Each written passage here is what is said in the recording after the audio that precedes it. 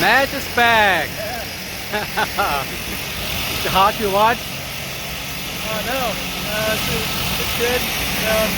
I'd rather be in for sure, but it's awesome to watch them doing what they're doing. Let's find a quiet place. Okay. Ladies and gentlemen, we are back at Paraclete XP on Wednesday 26th. And I have a surprise, a very nice surprise. Here is Matt Davidson. And he is back and he looks totally normal. He speaks and almost walks totally normal. Matt, how are you doing? Doing great. I've got the hip replacement surgery 4 weeks ago, 4 weeks and a few days ago, and things are going great. The first week was a little rough, but after that I've had progress every day, and yeah, it's been great. Did some hiking this weekend with Jen up at Chimney Rock, and that helped break it in a little bit. So it's yeah, it's doing really well, and I'm excited to continue my my recovery and rebuild strength and get ready to come back strong so that we can go to the world meet against the Russians next year. As I have known you, I would have almost expected you to jump this weekend here, but I guess your doctor and yourself would be very happy about that. I guess you're still limping a little bit. A little bit, no. It's my surgeon, Dr. Darren Bagsby, out of a shout out to Emerge Orthopedics up in Smithfield. He said no jumping for 3 months, and also told me no weightlifting for 6 weeks. So I've got a couple more weeks for that. But he didn't say no body weight, so I've been doing a little bit of that, and a lot of walking around the track. But yeah, definitely no jumping. It's still pretty tender there, and I still don't have all the feeling back. I think from the surgery, they have to sever some of the nerves there. So as those come back, I get more and more feeling. But it's a pretty quick process, and to be walking as easily as I am now, it's pretty incredible. It's just like carpentry these days, I guess, with these joint replacements. But the level of technology is just incredible. And you're back at XPA training at least, so you are there again with your advice and help, support, whatever you have always been doing.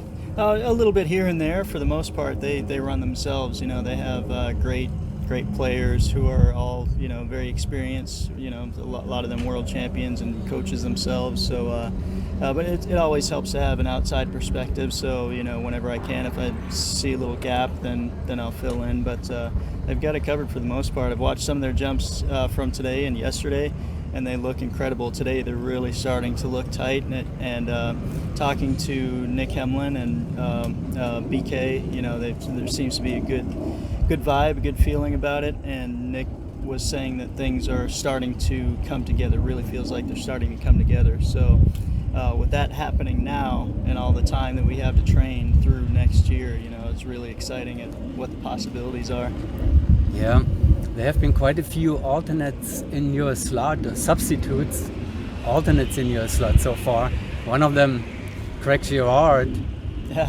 and he said those were the best 8-way jumps that he has done. Oh, really? Did you hear that comment? I think BK mentioned something about that. I don't know if I know that he said they went really well, but I didn't know about the best. So that's awesome to hear. Yeah, well, there they are. We see a little bit of that in the background now. Yeah. We'll get some more videos later on too, I guess. Will you go? Is Drew in your slot actually? Will you go back to that slot that Drew is flying now for you as the alternate? Andrew Happick? Yeah. He's actually flying point. So Nick Hemlin went into the slot that I was doing outside front. So Nick will be going back to point, and I'll be taking my normal slot back. But yeah, Andrew being in there, it's been awesome that he filled in, was able to step up to the plate. When I've had to be down, and it's just incredible the progress they've made. He definitely hasn't slowed the team down at all, which is awesome. So I'm gonna have to step up my game to make sure that that I don't slow them down either. Yeah, how does it feel for you? Is when you see the jumps are so great? Is that a little bit pressure, like psychologically, that you feel like I have to be on? I mean, you've been world champion how many times? 5 times. 5 times. So you've gone any pace. The Golden Knights were on a 22 average pace by then, right? So it's not really a difficulty for you. You just have to be ready for it. Right. Yeah. The highest average we did was in 2016, and that was a 23.9 average at the World Championships. But just like anything else, if you don't do it and you're not current, then your skills can degrade a little bit. So hopefully that hasn't happened. I'm doing a lot of visualization, watching a lot of video, and I'm helping the Golden Knights coach on mine staying active with it. So hopefully I'll be able to step right back in and it won't be too much of an issue. This is a good microphone here, but I don't know if we will catch it. So let's take a little break here. Sure. And then I guess XP8 will be back in that plane. So we're gonna watch that for a moment. Well, they are in the plane again, back to back. They did seven back to backs this morning, I think.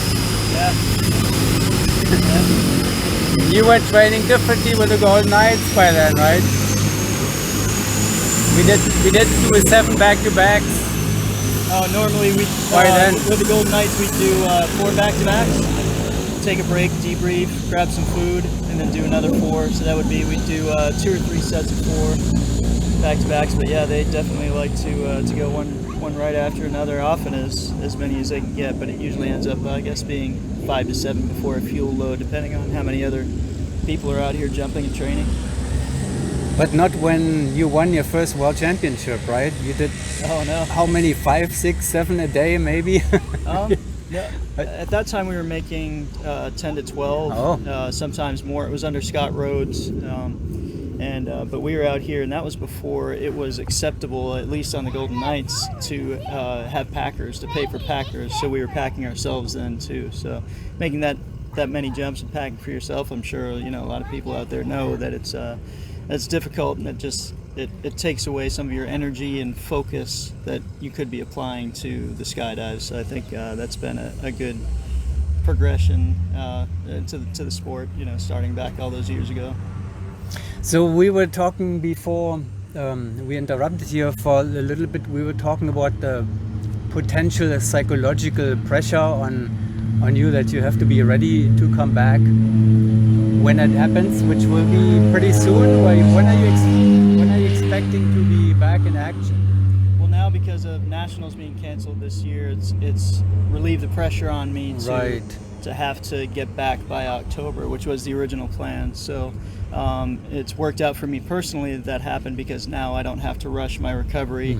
Right now the plan is for me to be ready to go in December. I think the first week of December we're looking at doing a camp, and I feel like I'll definitely be ready by then. As far as the mental pressure, there is an element of that there, but I really enjoy that. I feel like I thrive on it, and it's something that I'm excited about and look forward to. Look forward to the challenge of stepping back in the team, and I think being on airspeed last year really prepared me for that, because I was the least experienced guy doing 4-way at that level, and moving into a team where 3 of the other guys, Tiago, Nick, and Mikhail, were already well versed in it. So it was I was thrown into the fire, and there was a lot of pressure there. So I think this in relation to that won't seem as high. Yeah, it will be somehow a similar situation. You're right. I didn't even think about that, because in December this team will be even better than they're now. So it will maybe be a new record level somehow, on a very high level. So then the stakes will be even on a little higher level for yourself. So what are you doing in the meantime to get yourself ready for that? I mean, physically, of course, you're working out. Everybody on the planet probably knows your video with Jennifer now. Oh, right, the push-up one. Unbelievable. I tried this with my daughter, and it's hard. Well, it's all in what you train, I guess, right? So, I really enjoy calisthenics training, and gymnastics style training, muscle ups and push-ups and things of that nature. And so I think it's wherever you train. It seems kind of commonplace for us now, but we were discussing this earlier. When you have a different modality of training, and you focus on that, then another modality can seem more difficult in comparison. But I guess it's all relative as to what you train in.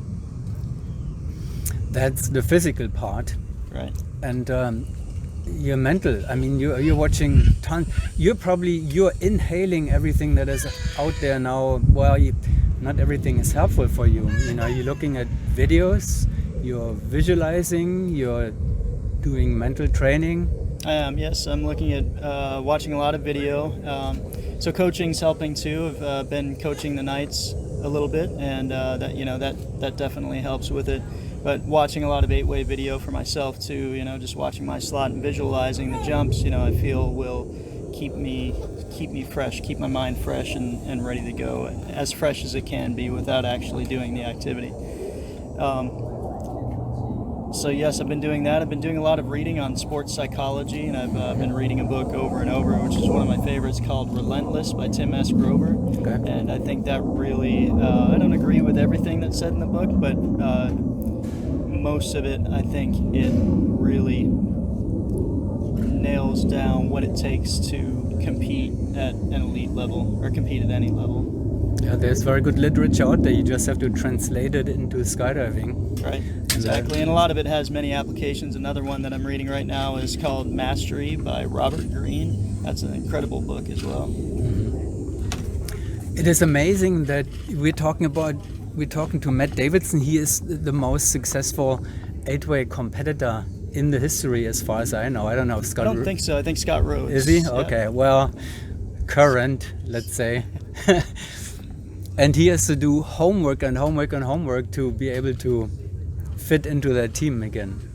Is that how it feels for you? Exactly how it feels. I think if you don't exercise those mental muscles as well as your physical muscles, then they'll decline, and I definitely don't want that. So in the downtime, I'm trying to make the best use of it that I can. Study a lot of video, do a lot of visualization, and do a lot of reading on sports psychology so that I can get any kind of edge that I can. And when you start to get a little up there in years too, I think naturally you can start to decline, especially if you rest on your laurels and rest on the achievements that you've already made. So I try not to think about those too much when I'm putting it into the context of future competitions. Yeah.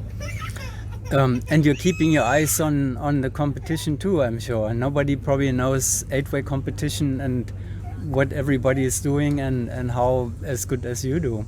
But at this point in time, we don't see much because of the virus crisis. Right, it's hard to see, and I've never been one to care too much as to what the other teams are doing. It's always good to hear so that you can prepare yourself, generally speaking, but I try to always imagine the team, we're always going to be in a neck-and-neck competition with them, and they're always going to be more formidable than we think they're going to be. And I think anytime that I've approached competition with that mindset, it's usually worked out pretty well. It's at times that we've been a little too cocky about it and a little too full of ourselves and thinking that, okay, we're doing really great. I think it was 2005 was a good example when we were doing 4-way. It was myself, BK, John Hoover, and Brooks Weiner.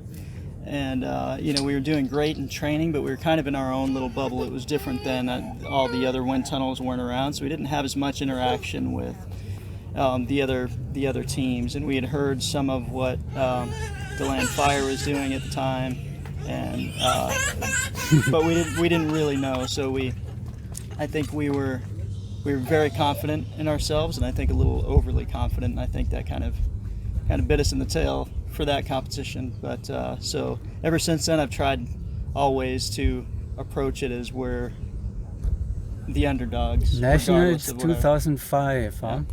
Do you have that probably better than anybody in your mind? That was the jump off thing, right? So can you recall this for us quickly? Yeah. So it was a painful one for sure. We went into a jump off, and I just remember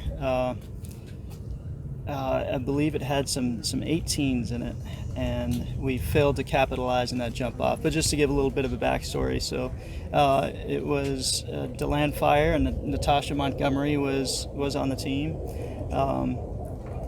and she had some player coaches on there, and it was Gary Smith, Ian Bobo, and Shannon Pilcher, I believe. You can correct me if I'm wrong. Yes. So yeah, we were tied after round 10 and going into the jump off. It was at Paris Valley, California. Dan BC was on the microphone, and there were tons of people out there. I don't know if it was hundreds, but it seemed like it at the time. And I remember people lined up a walkway for us to go on to the to go to the loading area and get on the aircraft. And it was just this surreal moment of a lot of activity, people giving you high fives along the way, and the whole time, you're just trying to think about the jump and stay calm and Right.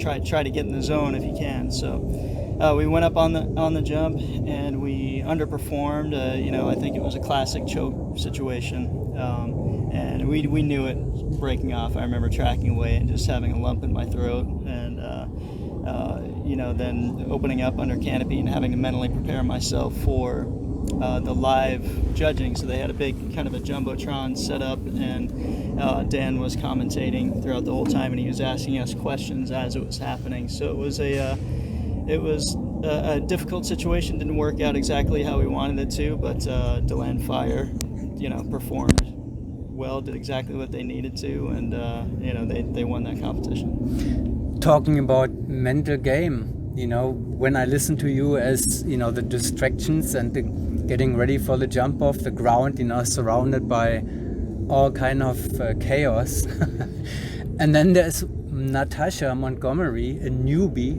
in the sport, more or less, hasn't been around. So talking about mental toughness, that's pretty, there's a Matt says, you were kind of, the team was kind of choking or, tense, and there's a newbie and she's mentally obviously on a top level there. Yeah. So that mental part of it is obviously important. Yeah, it was an incredible achievement. I haven't been able to sit down and have a conversation with her about exactly how she approached it at that point in time. I remember the last time I saw her, I think, was she made a surprise appearance out at Nationals in Paris in 2017. Yeah. Got to talk to her a little bit there, but we weren't able to get into the weeds of that kind of stuff. But that'd be interesting next time I see her. I would like to ask her about that, because she handled it really well. And I think she had a background of doing some other sports too. So I think she had been, brought up in that kind of environment, which was an impressive achievement. It has been a while since we talked last time. It was definitely before the surgery, no doubt. And a lot of things have happened ever since. So it began with cancellation, rescheduling of the World Meet, followed by decision by USPA that the selection of last year's nationals will be the qualifier for the next World Meet. Then came the decision Skydive City will not host nationals. Then came the decision that USPA nationals are cancelled for this year completely. So what do you make of all of that? And that was a big difference of the situation compared when we talked last time and as it is now. Right. I think it's unprecedented, and I think everyone's trying to make sense of it. When it all comes down to it, I think that you have to put, public safety and health before you would sporting event. As competitors, on the other hand, it's extremely difficult to accept that, because when you train every day for something, you want to be able to test yourself in the arena of competition. And when that doesn't happen for a competitor that's very focused, it's a tough pill to swallow. But when you take public health and safety into consideration, then I think it's kind of a no-brainer at that point. But it's definitely unprecedented. As far as I've been around, nothing like this has ever happened, and I think that's the case for most people. It's a difficult situation with a lot of difficult decisions that have been made and are going to continue to have to be made. Yeah, we have had, I think, 4 national championships this year, 4 or 5. France was one of them last weekend, and for a little bit longer we know already that Mathieu Bernier is back in the French lineup. You've known him for a while. Yeah. and he's back in the 8-way lineup. So were you surprised when that happened in France? Or? I think I was glad to hear it. It'll be good to see him and compete alongside him again. And he was last weekend, the whole 8-way team was competing in 2 4-way teams, not in 8-way. So he was also in the 4-way team now in the female lineup, but I think he was just filling in there. And the new member Pamela was missing, but now he is in the 8-way and he's a national coach, so he's a player coach, kind of. You would call that. Do you think this will make the French team stronger, or what do you expect to see there? I expect it will. I definitely don't think he's going to make the team weaker by any stretch. He's got a lot of experience and perspective to bring to the team that I think will be helpful in a lot of ways. So I think it'll definitely make them stronger, and I think that's great in the long run. I think for competition, it's always better to have as many teams as possible up at the highest levels. That always makes for exciting competition. Yeah, we have not heard much about it. Craig, were you here when Craig was here? I was, but I was in the early stages of my recovery, so I was pretty much at home with my leg up on the couch and ice packs on it. We haven't heard much from Russia yet. Well, I see that with XP8 landing again, that we have spent quite some time here. In this time flies when you're having fun, right? Yeah, exactly. We could go on for hours, but I think we're just gonna watch the landings now, and then we will allow Matt to go back and be with his team. So you know what's going on there. Thank you very much for taking the time, and hellos to your lovely wife. She says hello as well. They're actually training at the wind tunnel today. Okay. Their Wednesdays are their days to do some logistical, whatever needs to be done in the office, and do some wind tunnel training as well. So that's what they're doing right now. And thank you for having me on. I really appreciate everything you do for the sport. Thank you for doing it, Matt, and good luck with everything. Thank you.